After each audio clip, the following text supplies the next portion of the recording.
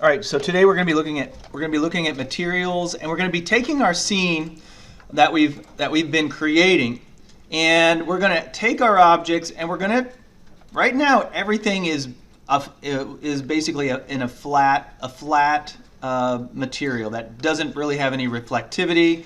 It doesn't have any sort of reflection or shine to it. It doesn't have much of a highlight, and we're going to just add some basic materials that will provide us a little bit of distinction. So here's a scene with some lights rendered in it, and this is just with the default material that everybody starts out with. But when you add materials to it, notice that I get that reflection of the objects in the scene, and I have these highlights on the surfaces that I didn't have before. So I can actually see the chair in the paint over here in the windowsill, and I can see the objects on the floor reflecting in the glass of this. Even though I'm not adding colors, I am saying, okay, this object is kind of like a plastic or it's a metal, and I can add those in a general way, add some attributes to it. So I made some basic chrome-like material. Now we're in a black void. We don't have anything to really reflect other than what's in the scene, and we have a black world around it. So that's why things are fairly dark. I don't have a lot to reflect. I'm reflecting emptiness, right?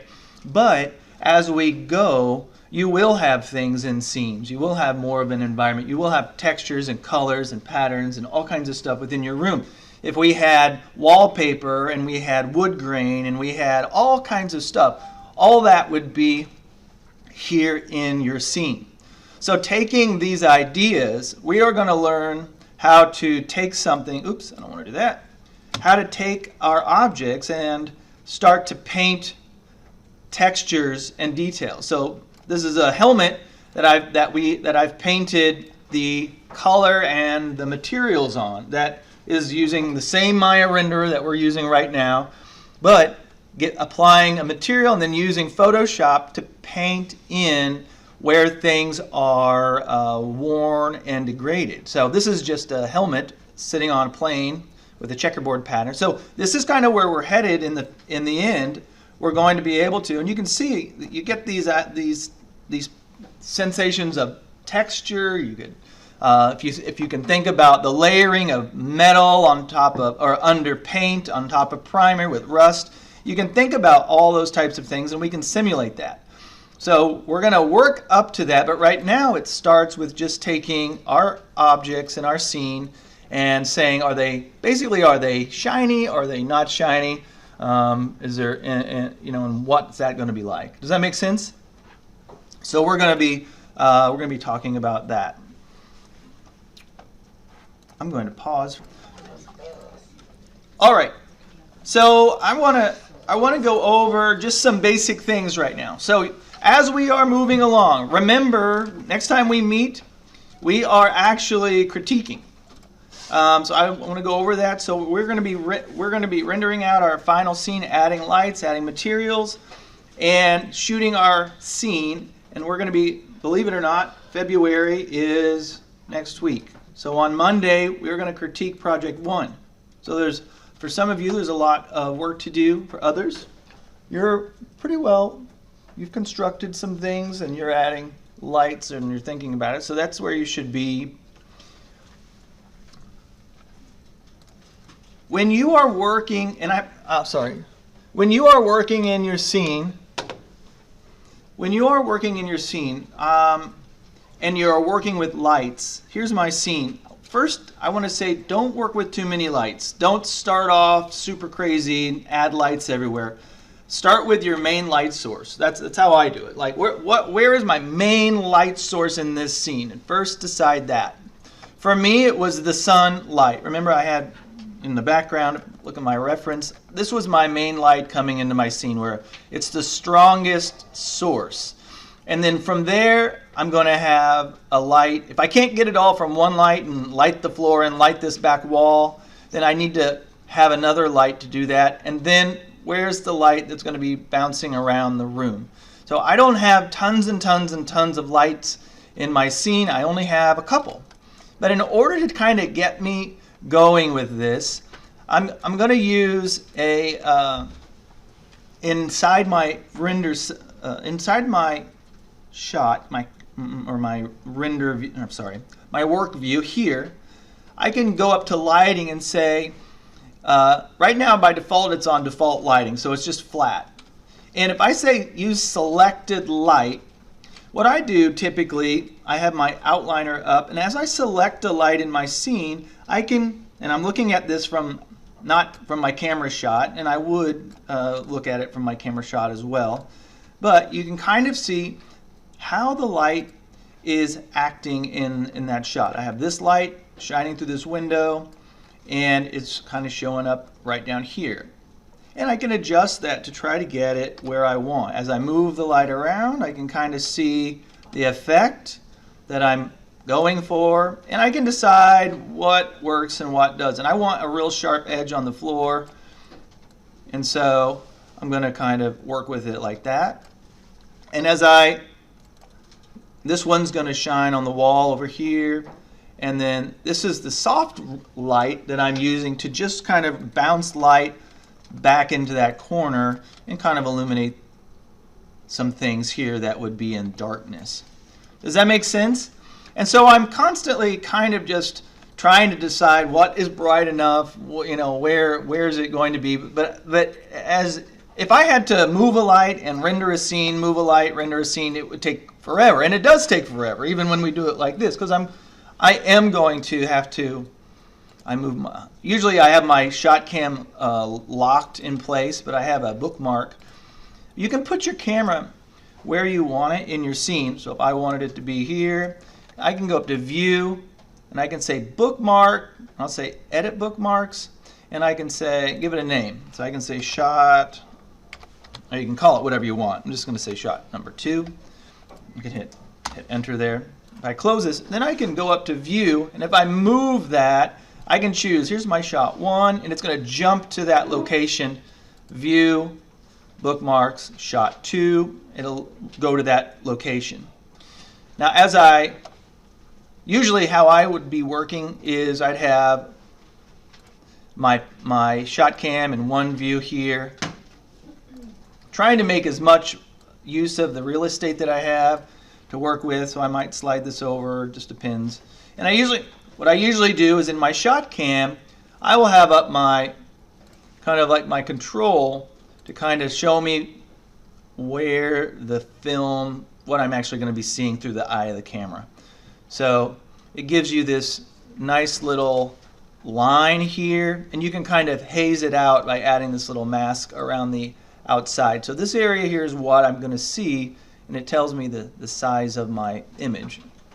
So this is my camera view, just like looking through a camera. So these are little tools that I'm going to be using, and I'm going to be using that to kind of define my overall shot. And I messed up the lighting on that one, so I'd have to work with that to get it set the way that I like and all that sort of thing.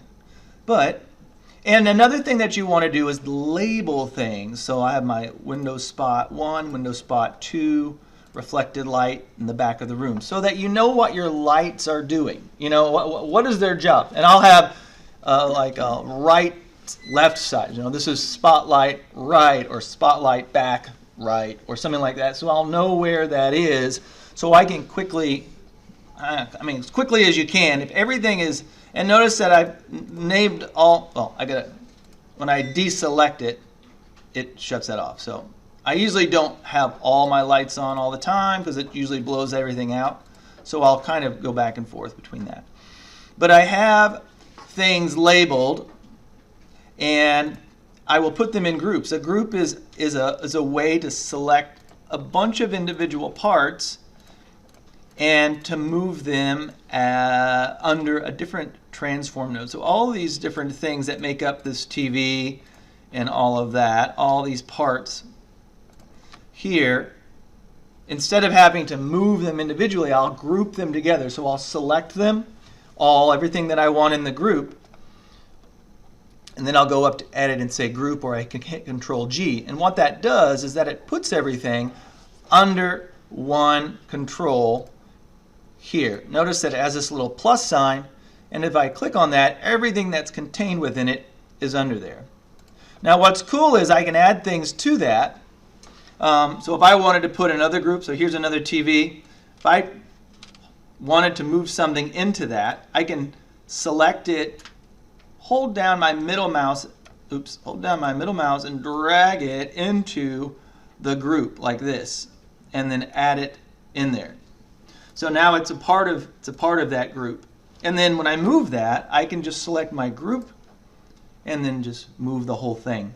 Or if I select something that's in a group and I hit my up arrow, it'll select everything within that group. So if I just select one of these and I'm like, that's in my group, and I can just hit the up arrow and it then selects the entire thing. So if you group everything together, can you still go back and edit like each part of it? Oh yeah, they're all individual. Yeah, yep. I can go back and it even each object retains its own rotation values, but if I move the TV, it's going to move everything. Now, if you Go ahead. did I don't know exactly what it is, but if you had separate parts and then you meshed it all together, like you made it one piece. That's combining, yeah. That's okay. different. So then you can't, then all the pieces are not individual anymore, it's just one. It's considered thing. one piece, Okay. yeah, but you can separate it. Okay. So if you combine something, here.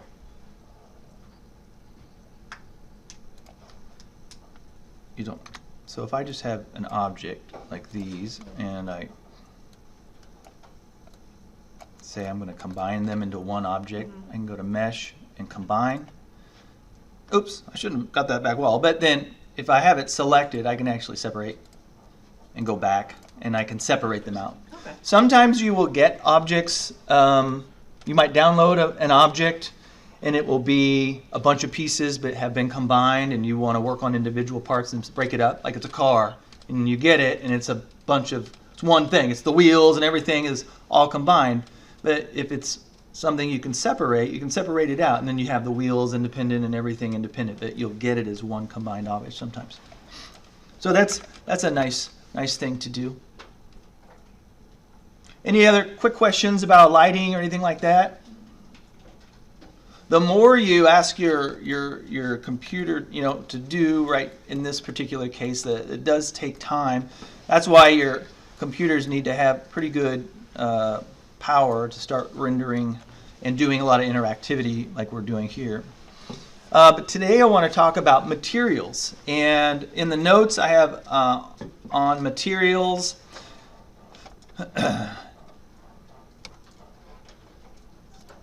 We're going to be looking at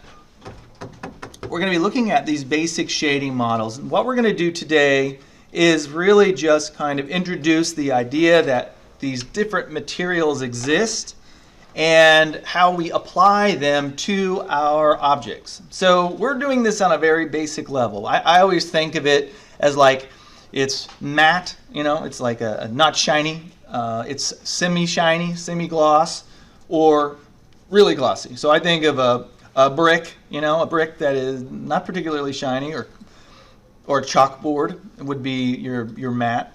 And I think of a bowling ball, being something shiny, it's very reflective and shines. And then you've got something in between that's kind of shiny and maybe not super shiny.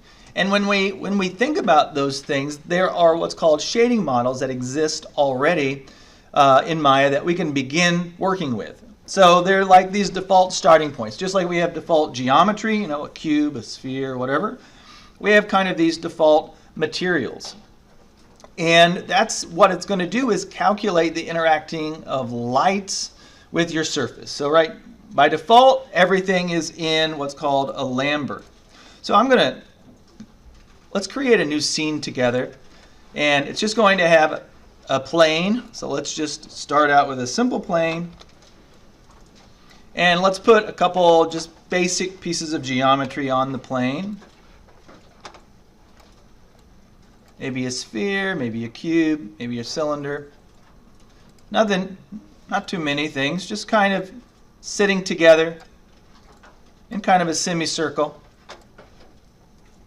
Kind of like they're sitting around a fireplace or a fire, right? Getting ready to sing a song together on a campfire, right? Something like this. They're just kind of together on a plane.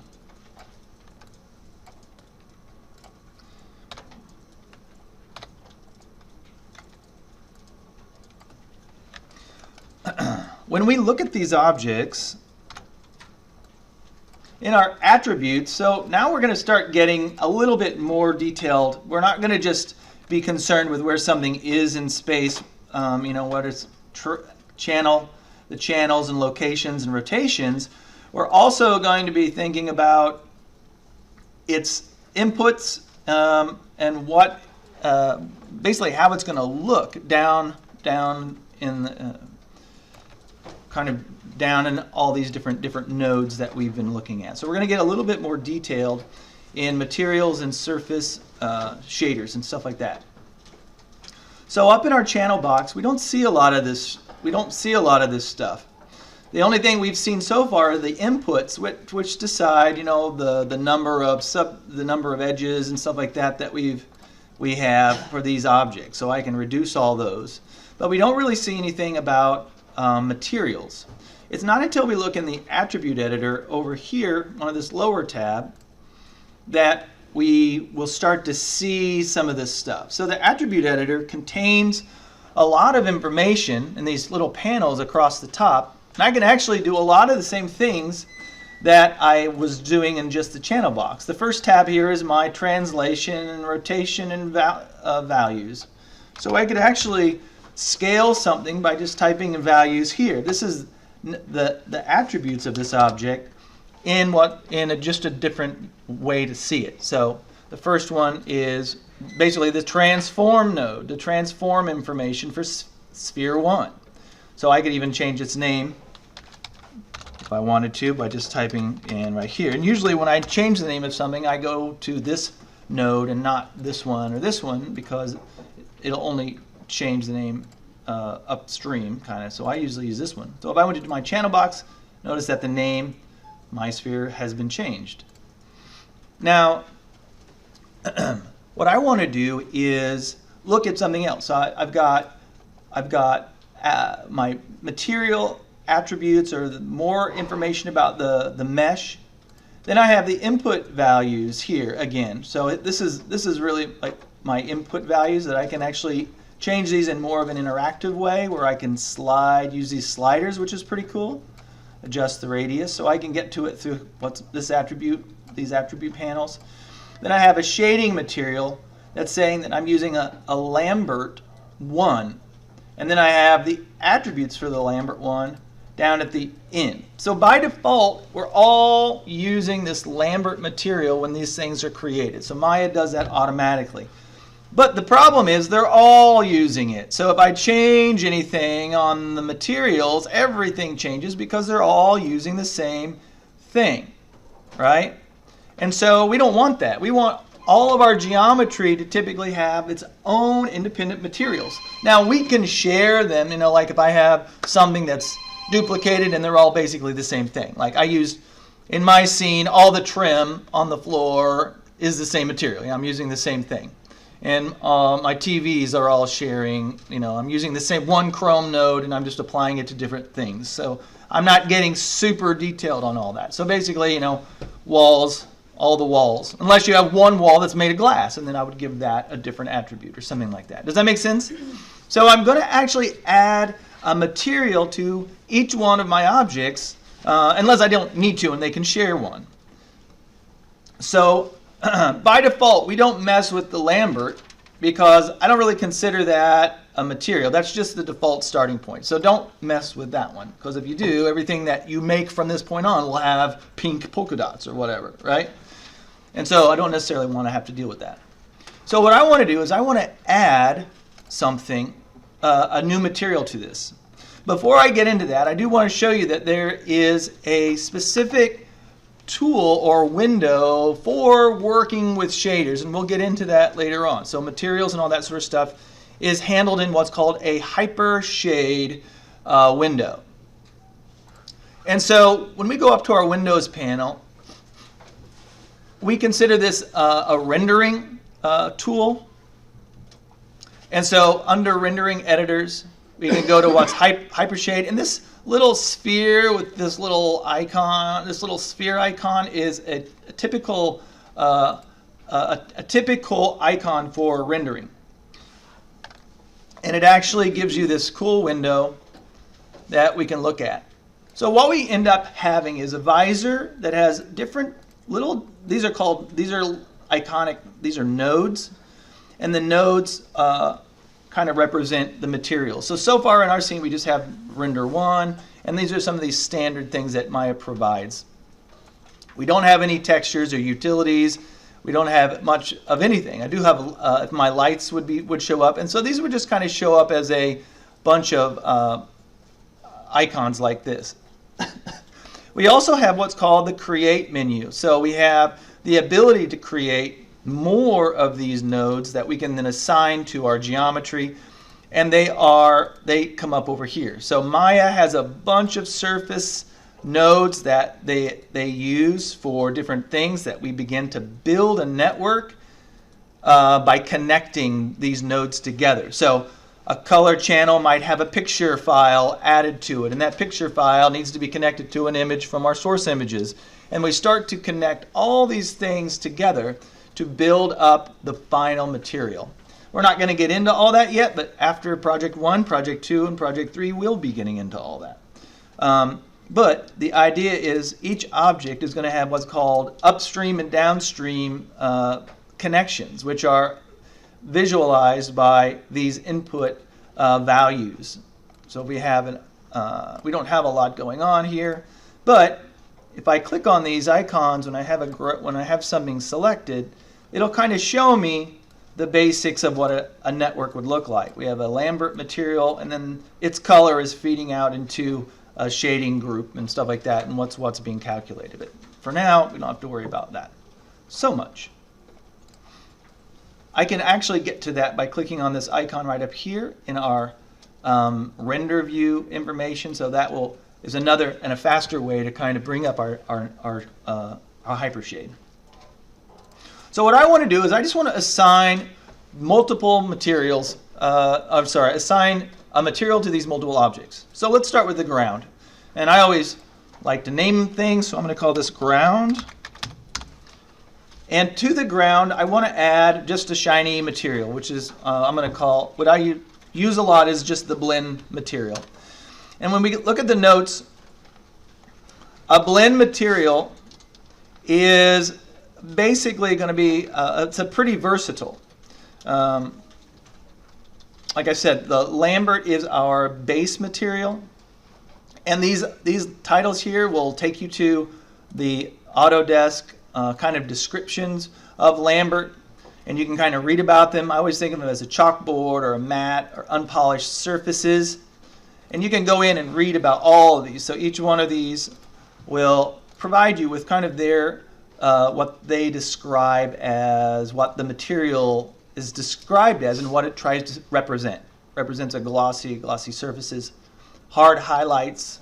So this is this is what we're looking at right now. Once we add a material to our objects, we begin to calculate things like specular and all kinds of different things. So when we begin to look at an object, we're actually, you can think of it as a bunch of layers or channels, that we can actually control how much of it or the color of it or all kinds of things. If basically there's switches or on or off. It can be off, no highlights, no, it's not shiny. It can be 100% shiny or any variation in between. So we can control those types of things. And each material has its own set of attributes and what they look like. So the first one, as I say, is the default Lambert. Then we have Phong, which simulates shiny, glossy, smooth surfaces. And what that sphere and what it's going to look like is going to look something like this. And you can actually see the highlight here, the specular element.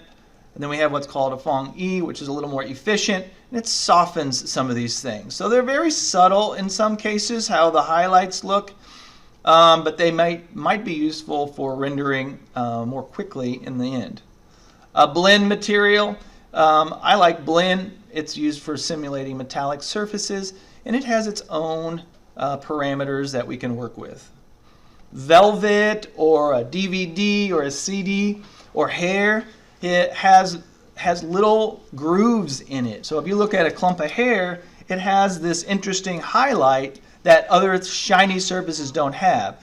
If you turn a DVD or a CD over, you can see it has these tiny little grooves that changes the highlights, and that is called an anisotropic type of material, and that has its own attributes.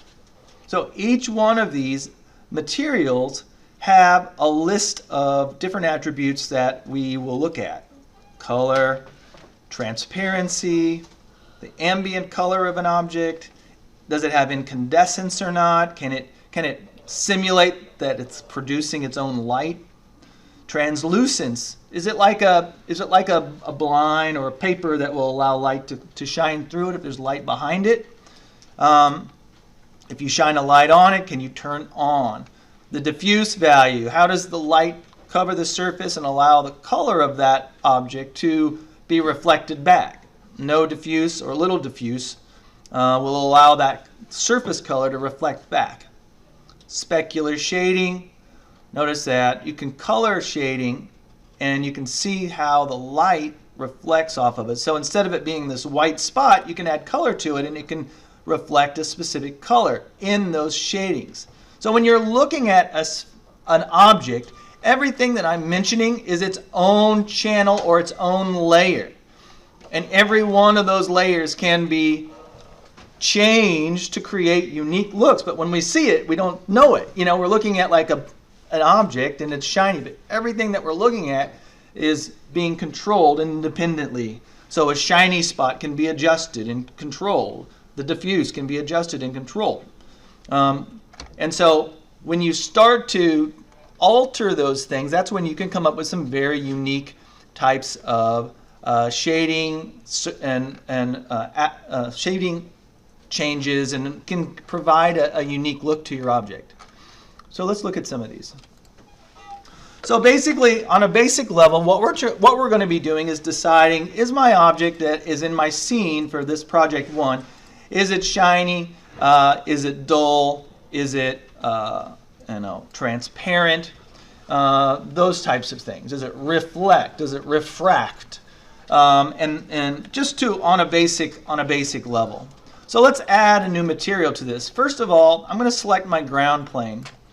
And if I look at my material in my attribute editor, or if I look at my object in my attribute editor, and I haven't modified it, this is also your history. So all the different modifications that we add to this get listed up here, and this panel can become quite extensive with information. And the Lambert and the material is at the end. So if you've done a whole bunch of modifications to an object, you might have to shift over all kinds of stuff to get to Lambert. That's where we can clear and edit history. We can delete history, and that will clean up a lot of that. But sometimes you need your history because the history is important to the overall shape of your object. So you don't always want to just jump to deleting that, but sometimes it's fine. So what I want to do is I want to change this from Lambert to something else. So one of the ways you can do that is I'm right-clicking on my object. I'm going to, just like I did, sorry. I'm in object mode. I'm right-clicking on the surface, and I'm holding down the right mouse button, and I can go down to this very bottom that says assign a new material. And if I release, it'll give me this control. Basically, this is just a sub-menu of the Create panel. And under Maya, I'm going to be choosing a specific type of surface that I want. So under the Maya, I'm not using the Arnold tab, so I can control that up. But under Maya, under Surface, there's a whole bunch of shaders that exist. And what I'm going to do is I'm just going to choose a blend. So I'm going to click on Blend. And notice that when I select my object again, up here in my attribute editor, I have a Blend tab at the end, and no longer Lambert. Everybody get that? So as I am looking at this, I have all these different attributes here that if I adjust my sliders one by one, I can see that I can change the color from black to white. And we're not using color right now, so do not add color to your project 1. If you add color to your project 1, you will lose points. I don't want to see color in that. Even though we can do it, we're not. So, but if we wanted to change the color of this, I could single click on my color, and then I could use my color picker to choose a color that exists from my hue spectrum around the outside. And then I can adjust the saturation and the values of adding gray to it, adding white to it, or adding blacks to it. So these are all the different ways that we can control the colors that we want. So if we want a nice sky blue, we can kind of decide where that is. And I'm going to click off. So now I have a nice color added to my surface. Now nothing spectacular is happening at the moment, but if I were to render my scene, I should see a scene with, use your Maya software renderer, and you can see that the object is basically blue. Nothing spectacular happening yet, and that's okay. Let's take this sphere, and I'm going to do the same thing. I'm going to right click on it, hold, go down and say assign a new material. And this time I'm going to choose my Maya surface. Let's put a Phong on it, just the Phong. And notice that I instantly get a highlight on my object. If I were to render that, now my object has some sort of highlight on it.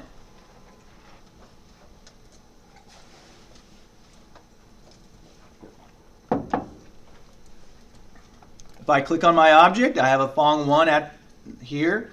And usually what I end up doing is I will name that a specific thing. So if it's trim, if it's car fender, car hood, whatever it is, and I'll put material. So let's say, just because I don't know what this thing is, let's say it's beach ball.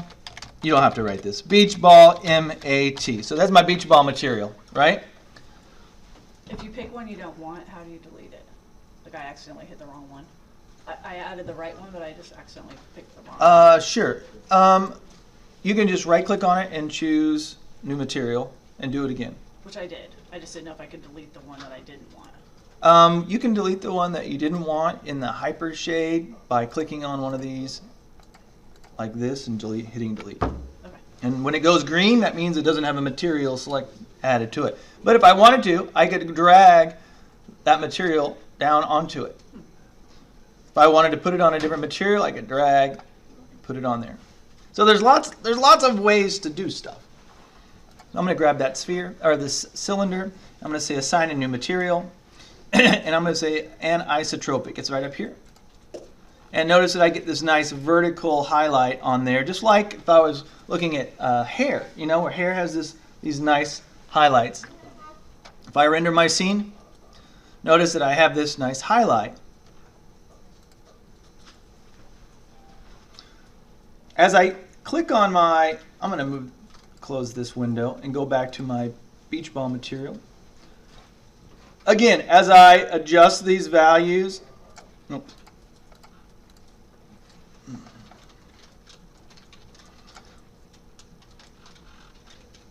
if there's one that already exists, so here we go. Here, if I have materials in my scene, so I have this one. I'm going to right click. I'm going to go down holding, and if there's one that already existing material, so I can assign a new one, and I can assign one that I've already made. So of these different ones that existed or that already are there, I can choose one. So I put anisotropic on there, or I could put the Lambert back on there by just going down and selecting that. That makes sense?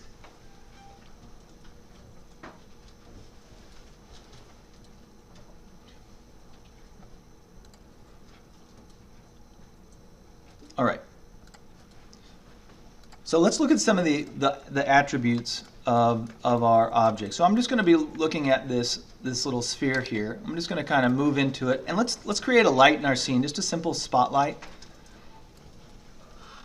So I'm going to go to Create, Lights, and I'm going to say Spotlight, and I'm going to adjust it to, I typically like to use the T tool so I can direct the light where I want, and then I will lift my spotlight up.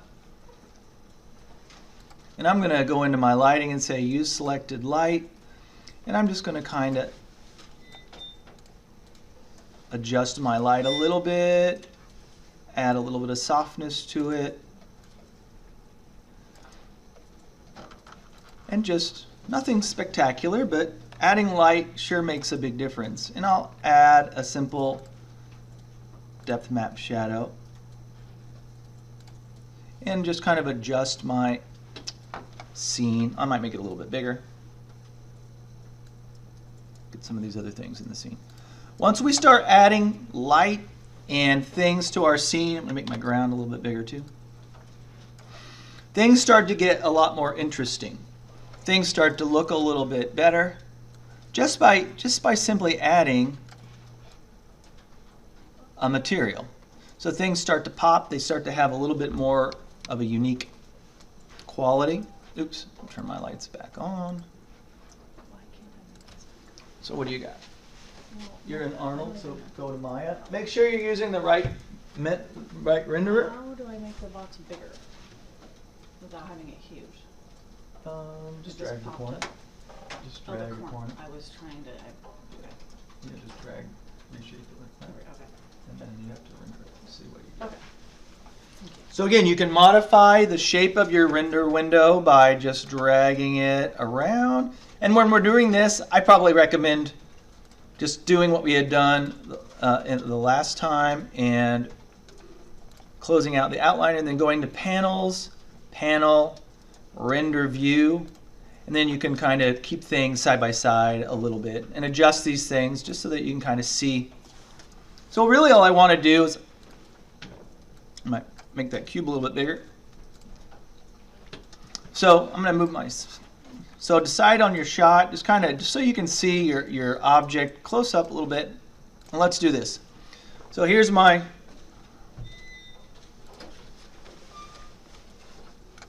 sphere.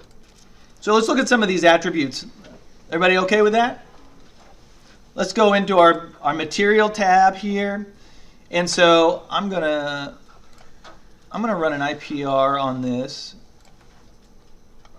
And let's see if we can make some changes to it.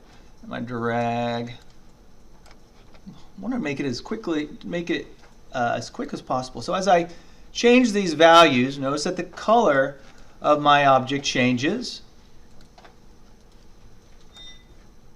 The transparency value, the ambient color value. This, I don't work with the ambient color value because when you do it turns really flat. Notice how this looks like a flattened, just more like a vector, almost like a cartoon. So it causes the nice taper of light that gives you that sense of form. It washes all of that away when you change that.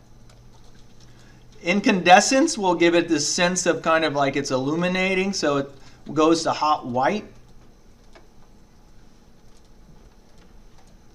So you can kind of see that. Is it working for you? Anybody able to do that? So I ran an IPR on over here, and then I'm just dragging, I'm rolling this back, I'm just dragging a selection around, just really the sphere, because that's all I'm really worried about right now. Then as I change these values, now if I tell it that the diffuse color is off, then it's black. If I say that the diffuse color is on, then it's going to be fully saturated, or it's going to allow that color to come through. And this kind of has a setting somewhere around here. The translucence attribute won't really change because there's no backlighting on this. And these translucence depth and focus all kind of go with translucency. The cosine power is that hotspot size. See, notice how that with a cosine of 2, it spreads out that hotspot. And then if I want to change the color of my specular color, so the specular is that hotspot, again, I can change the color of that, and that's reflected here in my color value. As I decrease or sharpen that cosine power or loosen it up, you can see how that color spreads all over that object. Okay? Every object that we create, or every material that we work with, is going to have different materials. So if I click on that cylinder here, and I go into I have anisotropic on that, I can go through these, basically the same types of things here.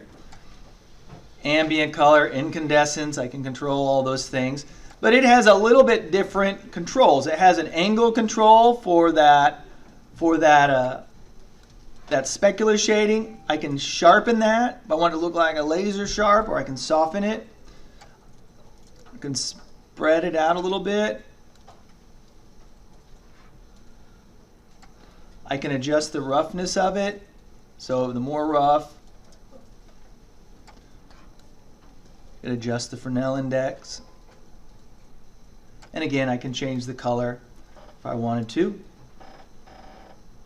So I'm looking at the anisotropic. So each one of these materials, like I say, they're going to have different attributes. If I go down and assign a new material to this cube, then I have blend, and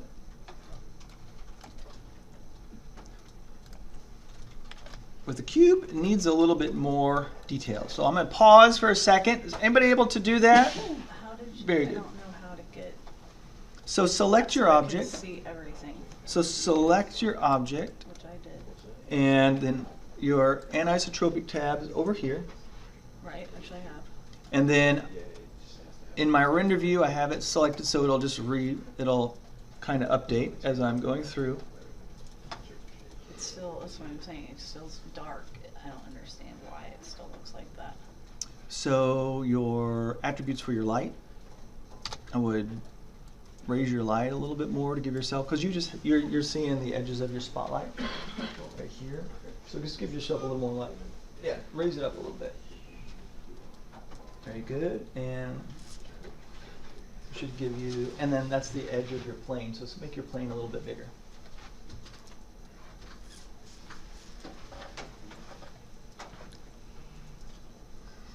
All right, I'm going to pause and come around and check and see if everybody's doing okay. Again, just as some of the tools that I'm using in my scene is I'm using lighting, and currently, since I only have one light, I'm saying use all lights. If I use selected light, then if it's not selected, I can't see it. So I'm just saying lighting, use all lights. I'm making sure I have enough surface space that the lights don't fall off the edge. And then I'm using my film gate, or my resolution gate, and my gate mask to help me see what the camera is going to see. So everything inside of this is going to be what I'm looking at. And really, what I'm doing then is I'm going to my IPR render, and I'm making sure I have my IPR rendering. And then I'm going to select either the whole thing or just an area that I want to focus on, so that as I change the attributes of it, it will update quickly in my scene, and we can kind of just see some of these features like cosine and all that sort of stuff together and see that running independently. But I can't do that unless I do an IPR, and then I'm doing what's called the auto render region. It's happening automatically, so that's a nice thing. So I want to make sure everybody is with me at that. All right, so far we've added materials, basic materials to our scene. So that's all good. So in my scene, I have a beach ball material. Seems kind of dark. And I have a cube and this sort of stuff. And when I render it out, it looks okay. And sometimes that might just be fine. But when we have reflections and we have things, when we have a shiny surface, This is kind of showing it's kind of shiny, but not really showing reflections or things like that. Like if it was sitting next to a shiny coffee cup, that I could actually see the reflections of people in the room and that sort of stuff. You know what I'm saying?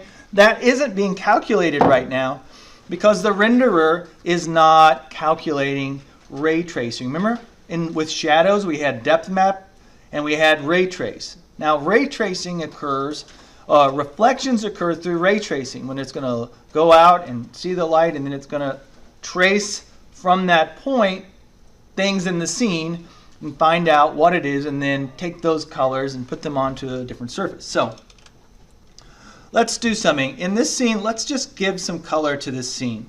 Let's take our sphere, and I'll give it a color, and I can just make it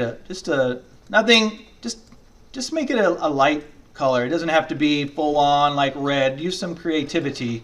Soften it up a little bit. Just do some basic colors, earth tones or whatever. Just some basic colors in our scene. Each one of these should be a little bit different. You don't have to do what I do, but just something in my ground needs to have a material on it. And I'm going to put a blend on the ground. And I'm just going to do a very basic color. Okay, if I were to render that out, I have some colors. All right, something like this. You don't have to use my colors specifically, but I do want you to have some colors because we do want to see things. Did you do one on the floor too? We did. Yeah. So we're going to pretend like this is a bunch of shiny objects. And what we're going to do is we're going to go up to our render settings. We're going to go to our render settings. Just like we did whenever we had our shadows and we had to work with our shadows. And recall we have two different panels in our render settings. We have our Commons panel where we can name our files and choose the type of file that the file type that we want to render stuff out. You don't have to worry about that right now. But under this Material Software panel, we have our quality controls, and I'm going to turn mine up to production quality. And down here we have the ray tracing quality, which is something that we haven't turned on for this scene yet. And we did, when we did shadows last time, when we talked about shadows, we did turn that on. So we have opened this panel up and we actually have turned this on before. So I am using my production quality under my software. Everybody able to do that? Because this reflections and refractions and all of that good stuff doesn't happen without it. So it'll end up looking like this. Everybody able to do that? All right, so once I have that turned on, I'm going to save this scene. I'm going to click on my save image icon and save that. Or keep image, and then I'm going to re-render. I'm going to re-render my scene, and you'll instantly see a difference in your objects and in your details. Everybody able to do that? So in your panel, software, go down and turn on your. Go to your Mac software. There's two tabs on software. You go down to ray tracing quality. Turn it on, and go up to quality up at the top, and choose production. Yeah. Good. And now re-render that scene. Okay, how I got this view somehow, I don't know how I did that. All right, so go back to panels. Go back to panel, and then go back to panel, and then choose render view. There you go. Okay. And now you're in a. It's not rendering, you're rendering. You need your perspective. Oh, okay, I don't know how I did that. Wow, that's amazing. So you should be able to see the ground plane reflecting the objects that's sitting on it. You should be able to see in your objects the things that are reflecting around it. So in my case, I have. That's why I wanted you to have. That's why I wanted you to have different colored objects in your scene so that you could kind of see it. All right, come on. And my scene is frozen at the moment. And then re-render. And that's Were you able to see that? In order for this to work, you've Hey. got to have light, you've got to have the materials, you've got to have the ray tracing. And let's go ahead and take a break for a few minutes, and then we'll come back and we'll keep going.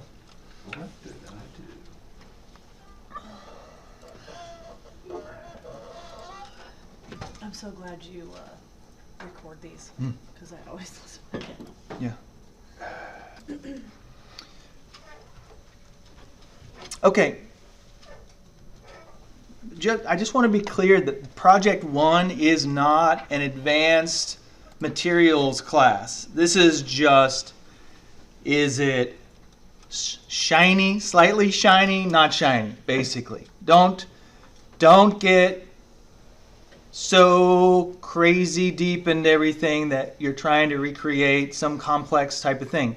This is basically, simple. Colors are slightly darker, might be slightly darker than another one. We are not trying to recreate complex systems here. This is not what this project is about. It is just, something might glow or something like that, but we're not trying to recreate much. I just want you to be aware that you can adjust those materials. And there are certain things, if we look at reflections and refractions notes, we are not going to get into this is what a network would look like as things are starting to get more complex. We're not doing any of this yet, but I do want you to see and experiment a little bit around with some of these values for reflections. We are using, like I said, we are using the ray tracing systems, and it can create some pretty cool reflection. Now this has got additional something in the scene that allows you to reflect the sky and that sort of stuff. But we're really just working with very basic things. The one thing that I want you to be able to do is to simulate some materials, but nothing super complex.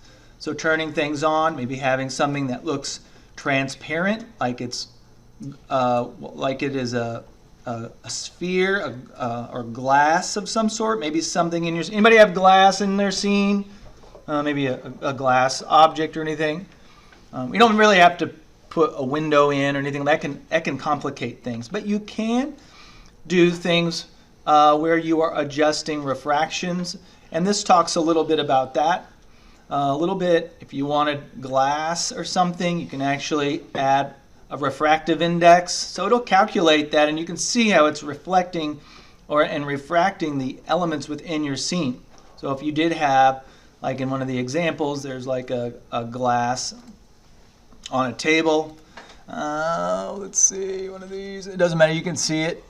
It's like a little cafe that has a glass on a table. If you happen to have something like that, you might want to experiment with that. But that is different. However, you may have something in your scene that is like a metal, where you might want to change. So here's some recipes for aluminum. We're not going to have color, so you could just have a white or a slight gray color. But these are some recipes to get some reflective attributes out of your object. A polished metal like this, it tells you the blend material here and the different settings that you have for it. Brushed metals would require a texture, so we wouldn't be adding any of that right now. That is beyond what we're doing for Project 1. But there is some things like chrome that you can kind of look up, and then these are coming to the settings for it. So what I want you to do is just become comfortable with these basic materials. So for example, creating a little scene like I have here with a light, just like what we're doing in right here. I have a cup that I had made in something and 3 spheres. Basically, here's the history that you can see. So I made a material out of a blend, and I called it chrome. and I used similar settings to what I see here, where I brought down the diffuse values, the eccentricity values, and pushed up the reflectivity. And I got something similar to this. And I added that to my silverware. So we modeled a fork. You can bring that fork in. You can use that fork. You can make some objects in your scene sitting on the surface. And when you render it out, you have a shiny material, a non-super shiny. This is like anisotropic. It's kind of partly shiny, and then like a metal. So this is using these basic ideas, a simple piece of geometry, and some of these recipes to create a material in my scene. And I render out a little scene like that. Does that make sense? So you could use your hammer or your screwdrivers, and you want to assign a material to it. Now let me show you a really cool thing. You can assign a material to a specific face in on your object. So for instance,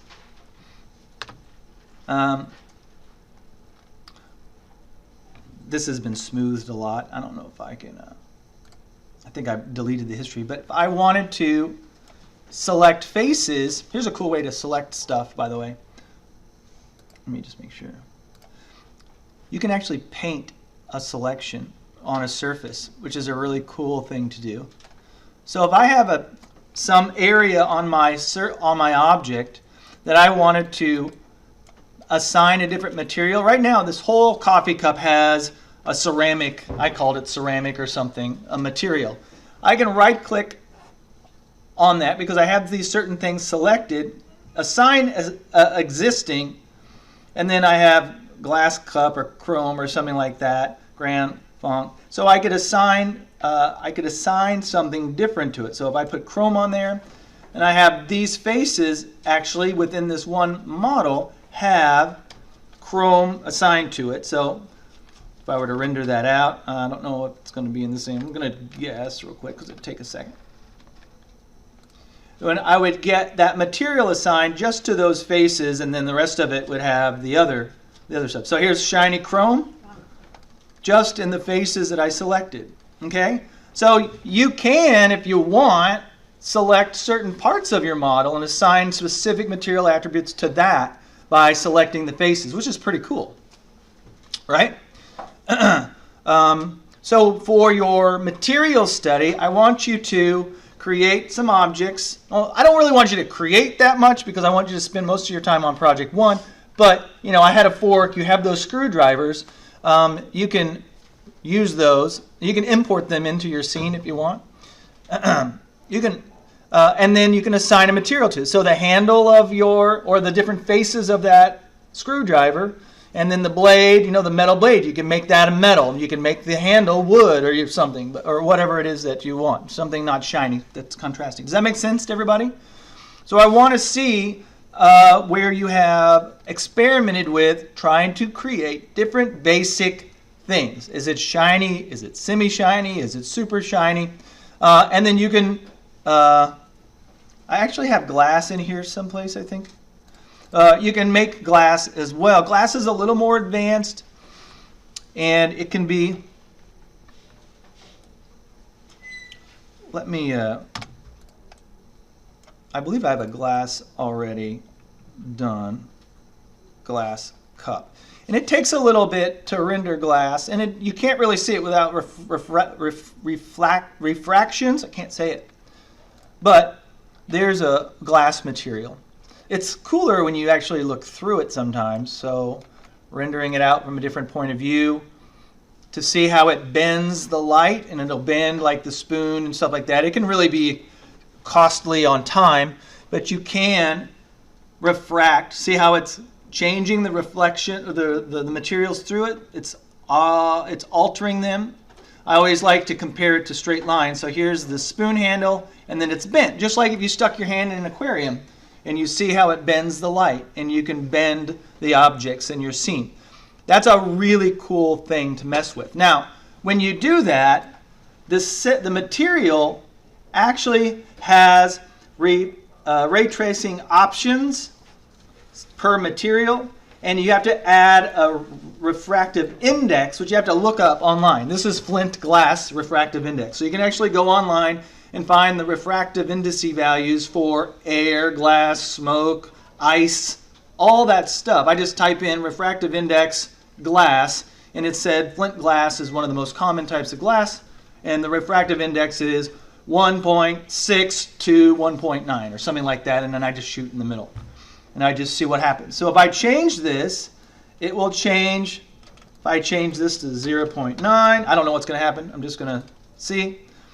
It will change the amount of refraction that I get. See how it's less refracted? The straight line lines up a little more accurately, so that's not changing things too much. But the more value that I put here, the higher, and it can get pretty messy at times. So if you have a lot of stuff in your scene, so with these basic things, knowing there are materials that are going to make things shiny or whatever, and then adjusting those materials can alter and provide you the ability to create some pretty interesting and unique material type qualities. Now, most of you are doing, a building or something like that. So, whether it's painted or flat or stone, it's going to be up to you to kind of decide what that material is going to look like. Does that make sense to everybody? Now, one of the last things that I want you to be thinking about, and I'm going to start a new scene here, is that when you have an object in your scene, let me show you this too. This is another question that came up. That's a good question. When you begin to have all of these projects, these project folders that you're working with. So for instance, I have a whole bunch of project folders. I have a folder full of projects. These are all project folders for various things that I've worked on, and then every class has a bunch of project folders. So each one of these should have all my project folders within them, right? If I want to start working out of a specific project folder so that everything that when I want to open up a file, I'm going to open it up out of the scenes folder in the projects folder, right? All I have to do is, when I open up Maya, I'm going to go to File, and I'm going to say, not under my project heading here, I'm not going to go to Project Window, I'm going to say Set Project. And then it's going to take me to, usually if it's on your own machine, you have a default projects folder full of project folders. So I can choose the project that I want to set. So in my projects folder, I have all these different things. So for instance, my rush scene, I can say this is my set Maya to that project. When I do that, I just hit my open up scenes folder, and here's everything set. So you can see that it's going to my projects master folder. Then inside that I have a projects folder, and it's going into the scenes file. So whenever I'm working on something, you go home and you start building these projects folders, you just set Maya to that, and then you can work in and out of it. It'll render into the proper thing, and then I can then, if I'm done working out of this file, then I'll just go to set project, and I'll choose a different one, right? Environment design, click on this, grow, whatever it is that I'm working on, I just choose the next project folder I want, and I'm connected to it, and I can start working out of that, and everything should align. Does that make sense? Okay, I'm going to just do a real quick setup, real quick. I always start with a very basic scene and a very basic object, and I'm going to use a cube, and I'm going to make another cube, and I'm going to create a light, very simple spotlight, and I'm going to point it at my objects here, like so. And I'm going to look at this. And what I want you to be looking at is the quality of the surface. I'm going to move this down a little bit and soften my edges just a little. All right, so here I have a basic scene. I'm going to move these a little closer together. And I'm just going to give all of these objects the same material. Okay, and if I were to render this right now, it's using the Arnold renderer because that's the default. I'm going to hit escape if I can. Sometimes it won't. Go back here. So here I have two objects. They're both cubes, right? And I'm rendering it out. And it doesn't have ray tracing on it. I'm going to turn that on. So I'm going to production. I'm going to turn on ray trace. I don't really need to, but I'm going to anyway. And then re-render that. Okay, so here we go. Here's my object. These are just using basic things. So what I want you to see is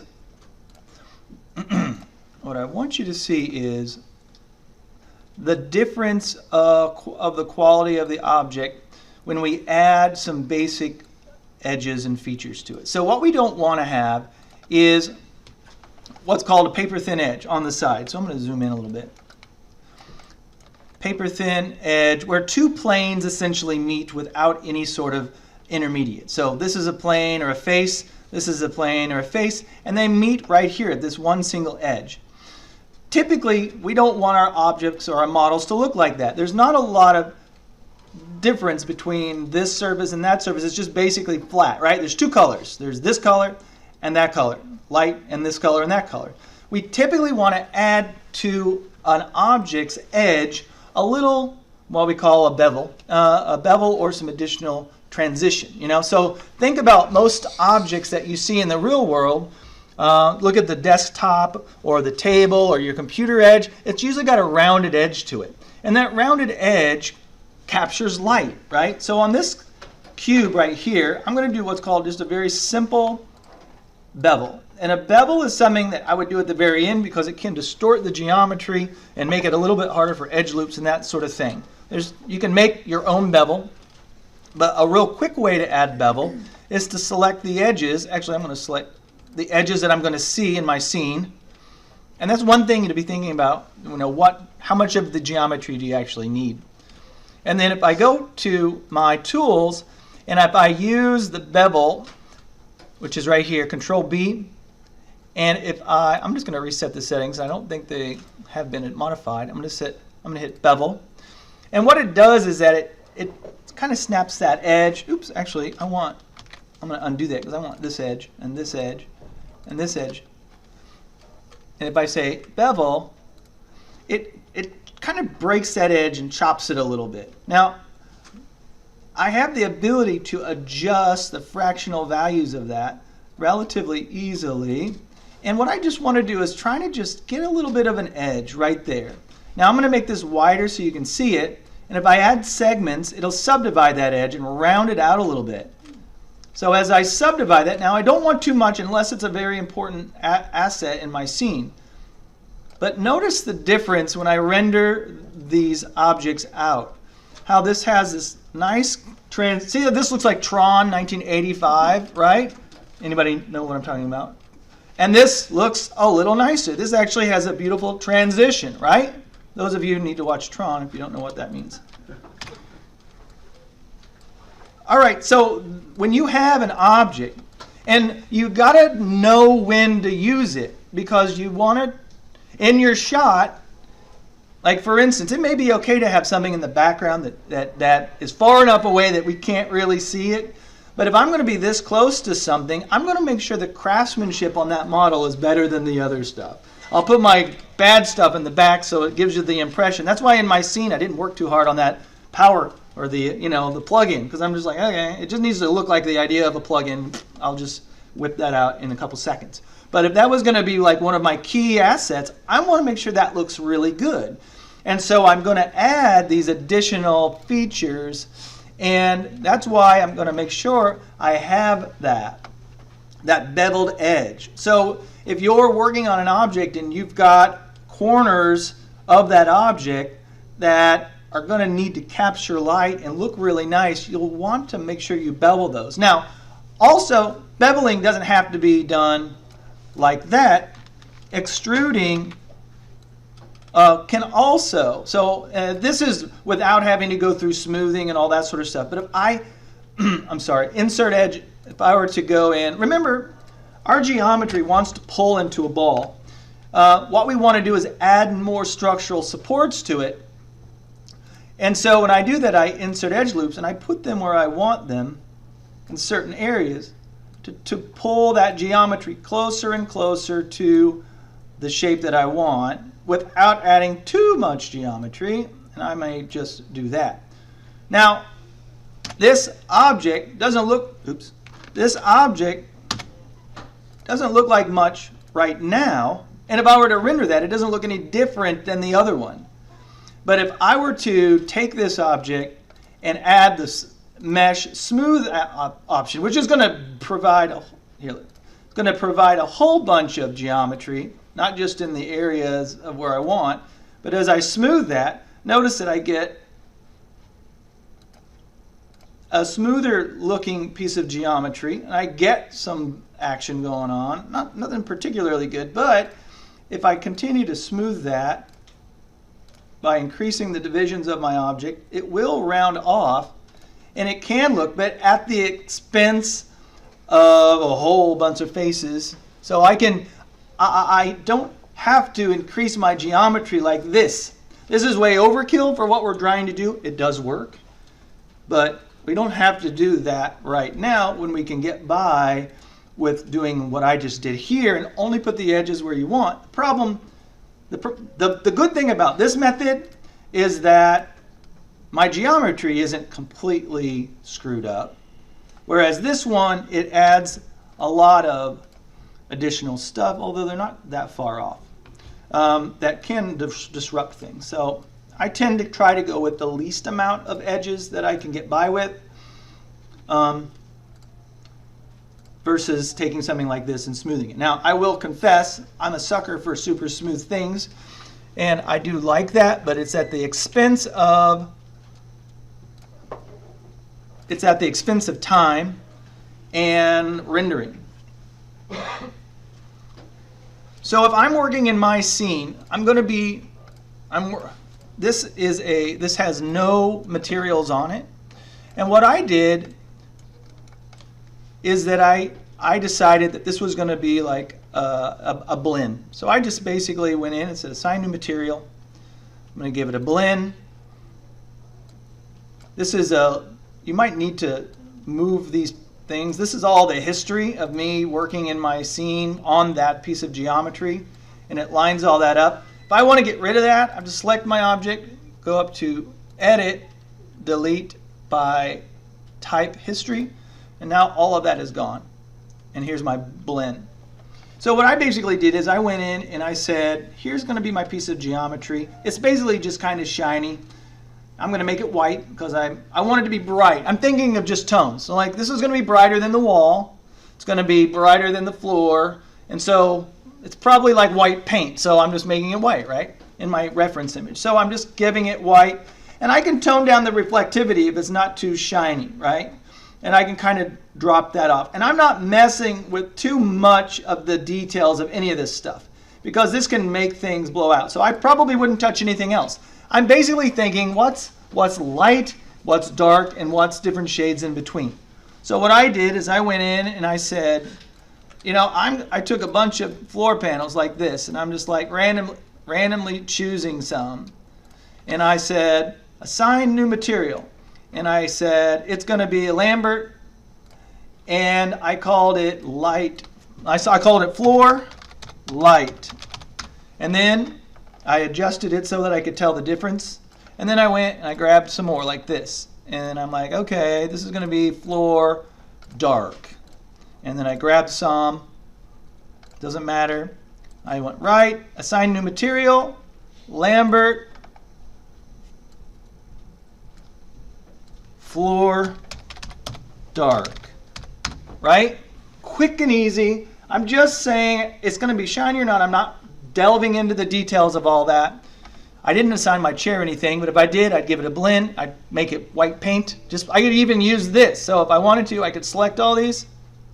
Let's say I'm going to make it the same color as my floor or whatever. Right click, existing material. What did I call it? Well, somewhere it's supposed to say paint. So pretend one of these says paint, and I'm choosing it. Blend 1. All right, so there's my floor or my trim. Okay, and I can change these things up. This I turned into, I just went in and said new material. I made it a blend. I made it a little bit darker. And that's it. And I didn't change much of anything. The only thing I really changed is I made these chrome. So I said assign new material. I used a blend. I'm going to call it chrome. And then I'm going to go to my settings here, and I'm going to see I got to tone down the diffuse, I've got to tone down the eccentricity, the specular, and boost the reflectivity. So I'm going to, actually the diffuse goes way down, the eccentricity goes way down, the specular goes down, the reflectivity goes way up. And you can see that it's already reflecting, it's already changed that. So if I were to render this scene, you're probably not going to be able to tell too much. I've quickly just kind of added, what camera was I in? I'm in ShotCam. Doesn't want to cooperate today. So that's kind of all I'm doing in assigning materials. I'm building kind of my own material library by making minor changes, but I'm just kind of deciding, is it shiny, is it not shiny, Lambert, blend. I basically use Lambert and blend because I can control the reflectivity of blend by just toning it down. Does that make sense to everybody? And then I'm just going to adjust the color slightly darker, slightly lighter, but you'll get a lot of color values just by the lighting. You know, the light and the shadows will make a big difference in your scene. And then I have to, render, I have to make adjustments and that sort of thing. But I don't want you to be spending inordinate amounts of time with these microscopic details, because that's not what Project One is about. Project One is about tone, modeling these basic shapes, and coming up with a composition. Does that make sense? And you can see that it takes a while to render. Sorry about that. And save. People lose their scenes, so save all the time. It's okay to have 10 versions in your scene. Save, work 10 minutes, save it, work 10 minutes, save it, work 10 minutes. Save it, name it something. You know, I added a chair, I added a window, I added my lights, I added materials. I always save a scene without materials and then I add materials, because then if I totally screw it up, and I do, and I'm like, I don't want to fix all of that, this is just a nightmare, I'll go back to a base starting point and work forward from there. But when things crash, like Maya crashed on Lily, I think just a little bit ago, and Maya just crashed on me, you don't want to start over, trust me. I've done it. I've started over because 10 minutes before I thought I was done, I lost everything. And you don't want to go back that far. But sometimes it's actually a positive because you do better the next time. So it's not always bad, but it is when you're trying to get something done in a time crunch. So if you go in and start a new scene, Yes. how do you, if you already started one and you want to bring one of your elements, Yeah, import. I can't think of. Uh-huh. I didn't know how to bring that into Mm-hmm. the new scene. Then. All right, good question. So here's my Chrome, and this is blend. You can see some of the reflections on there, and I would just up or reduce or increase reflectivity to get what I want. If you don't want it to be too reflective, this is actually the wrong shot, but that's okay. So for instance, let's say I wanted a fork in my scene.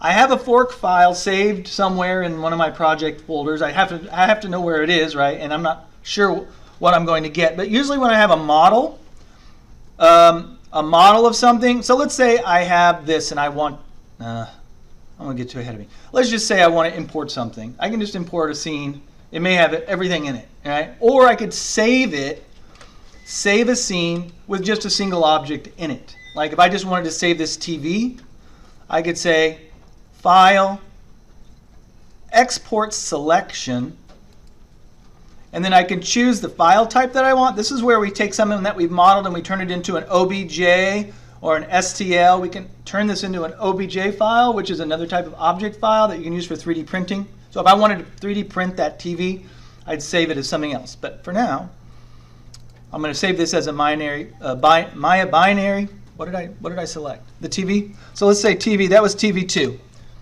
Oops, TV2 model. All right, and I'm going to put MB on there because sometimes it doesn't do it. So here in my scene, I'm going to export that. So if I look at my scene file and say open, there's my TV2 model. See that? And it should only contain that geometry. All right? So now if I'm in a scene, so if I'm in a scene in my world and I want that file, I can import that. I can say TV2 model, import. And there it is. There it is. So this is how you can get something that you modeled somewhere else, but you want to clean it up because it was also bring in everything in that scene unless I saved only that object. Does that make sense? Now the good question is, does it come with its history? Yeah, it does. It comes with its history because I have all that. So there's my basic TV model. Can you show the other way to smooth the edge again one more time? Beveling? Yeah. Sure. So when you have an object, you have to choose the edges that you want by just choosing edge. I just want to round this edge here. And actually there's an icon for it. It's called bevel. It looks like this. And so if I click that, or if I go to my edit mesh or control B, so control B is a shortcut, edit mesh bevel, and then it knocks it down fractionally pretty large, and then this is where I would adjust it. I usually go when I do this, I like using the slider for it actually. Oh, it's up here. I kind of tend to do it this way. Sometimes it's hard, or I have to type in a value. Oh, it wants to go up there. So I might put in 0.1 or something. So you can enter the value there too, maybe even more. 0.5, that's more like it. And then I can add a segment. 2 segments there. And then that's it. Go back into object mode and I have that really nice edge. Now the problem is if I did all these and then I wanted to do this one, I was like, oh man, I forgot this edge. Things can get messy. Control B.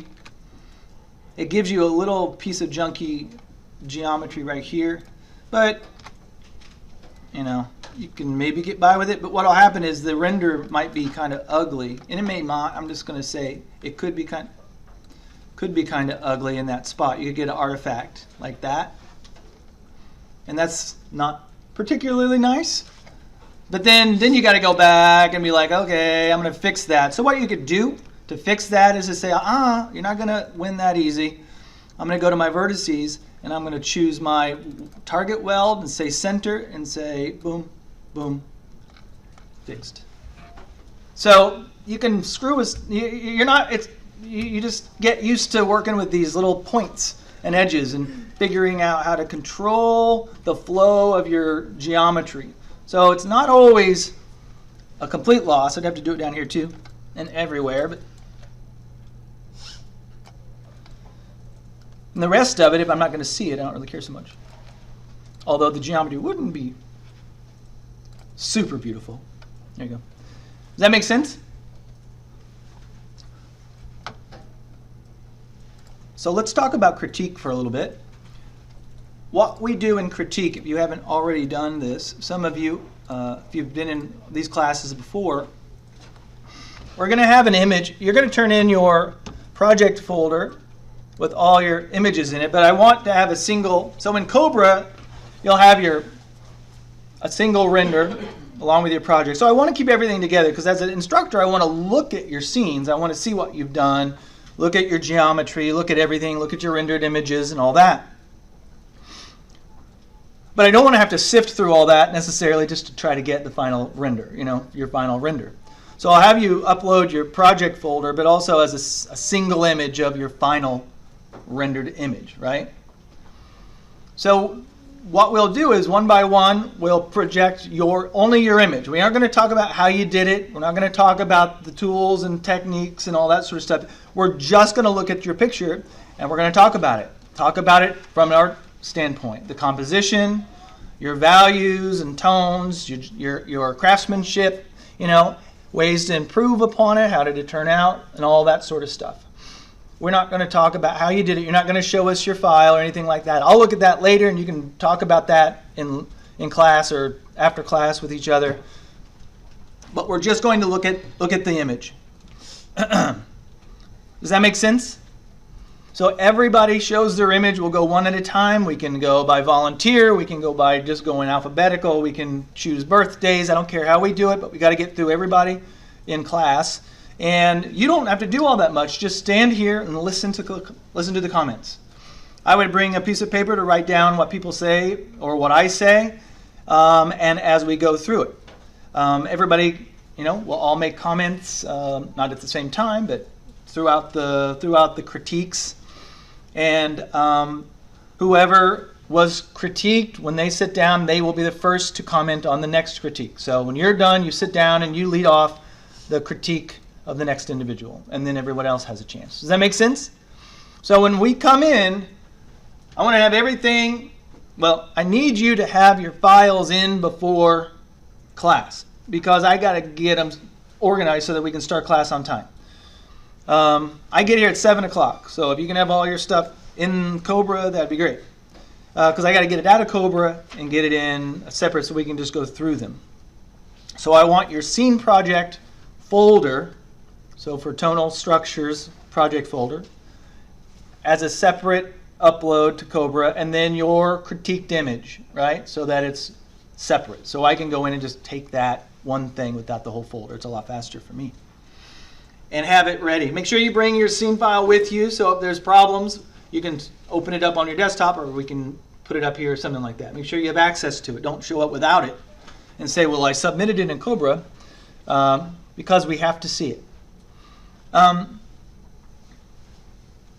One of the key things is tonal value. Do you have bright whites? Do you have dark darks? And do you have nice variations of tone throughout your image, right? One area isn't blown out. And this is like digital photography now. This is why part of it is composition. We're looking at it as a composition and as an individual object, or as an individual kind of piece of work. Do you have focal points? Do you have brights and different values? And your composition. Do you put things right in the middle of your screen? Did you use composition tools like the rule of thirds? Here's that glass. Someone made a glass right here. And see how it's a shiny surface? It's a nice little table. Not everything is shiny.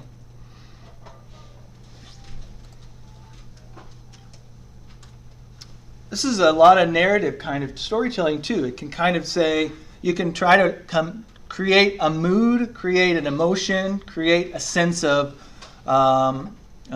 wonder, or what's going to happen in this scene, what's going on, what's happening behind the door. So it can be a way to tell a story or to create a mood, and that's why everything is just kind of moody. We don't want to see everything. I don't want to see your whole model, even though it may be fantastic. It's not so much about that. It's not exploitative. It's more it creates, yeah. So this, and you may only have a tiny little bit of geometry. I mean, that's the beauty of this. You may have one panel you duplicated, and just because of the way you lit it and you put your camera in scene, it could blow us all away, and it may be the most cheap, generic model I've ever seen. But because of the way you photographed it and lit it, it just brought out so much more than what you put into it. And you'd be lucky if that happened. But it is possible. You can get away with a lot by creating mood. And this is Chris's book. It is, yeah. Mm-hmm. I know he said it was very dark. It is very dark. He wanted you to get a mood. Mm-hmm. So as you look at these, you can see the reason they're in here is because they do that. They kind of create a sense of mood. They have these nice variations. They have contrast, high brights on top of darks, brights on top of darks, dark negative shapes. So we'll be talking about negative shapes in the scene and how this is a negative shape cut out or created by these other shapes. And those are interesting, and they're repetitive. 1, 2, 3, 4, 5, and that creates movement in your eye, these different patterns. So there's lots of things that happen when you start adding lights and shadows. So you get so much more out of your work once you add the lights and you get shadows, and you start to kind of play with it. And what you thought you were going to do when we started may not be what you end up with. It may be way better and stuff that you never even thought of. just because you start adding things in your scene and just kind of looking at it. And so it is kind of hard to anticipate what your final image is going to look like, because it evolves and changes when you start to add your lights, and you don't really know that until now. You know, you start to add a scene, and then suddenly something way more interesting than what you thought you were going to do happens. And that's totally fine. It doesn't have to be what you thought.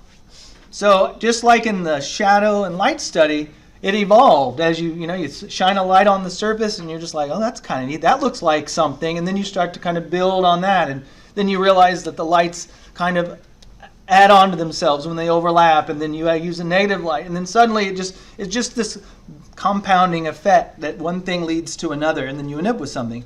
And I think that's a beautiful thing. A lot of darks, a lot of lights. Don't make it too light. Don't make it too light, don't make it too dark. And remember, when we are rendering our scenes, when you are rendering your scenes under the render settings,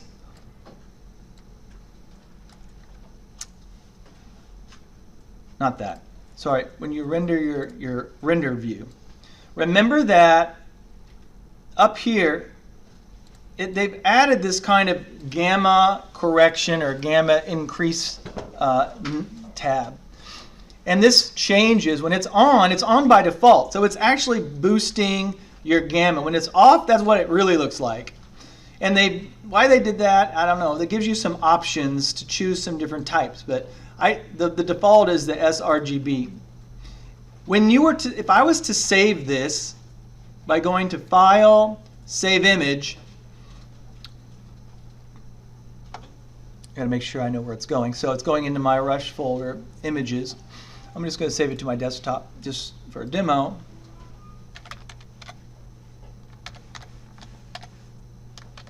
I can't remember if I have the gamma on or not.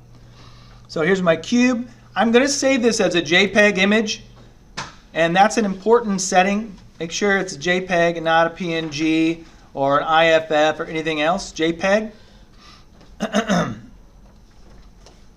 And if I don't change anything over here, if I want the color managed image, so if I'm looking at my image and I've got this on, if I don't say choose the color managed image, then it's going to give me that dark one, the one without it.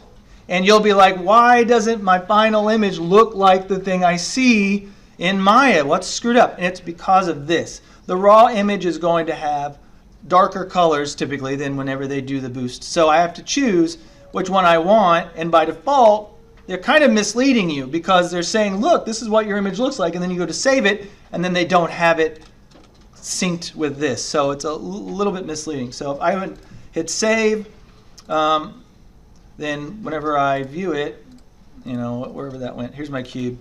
Yeah, it's here. All right? Does that make sense? So those are little things you got to keep kind of watch out for. Also, make sure you are actually